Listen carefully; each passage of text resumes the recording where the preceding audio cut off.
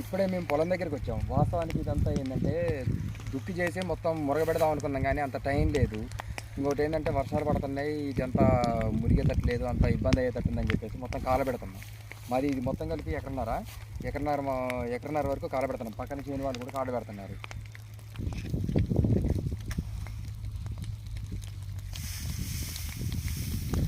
మొత్తం ఇందులో ఉన్న ఉరిగడ్డి మొత్తం సుట్లో చుట్టించాం. సుట్లో చుట్టాక కొంచెం అక్కడక్కడ కొద్ది మిగిలిపోయింది. ఆ ఉన్నదాన్ని కాలబెడుతున్నాం. రెండో పంట సాగు చేయడం కోసం ఇది మొత్తం ఏర్పాటు చేస్తున్నాం. ఆల్రెడీ నారు పోసి కూడా ఒక 10 days అవుతుంది.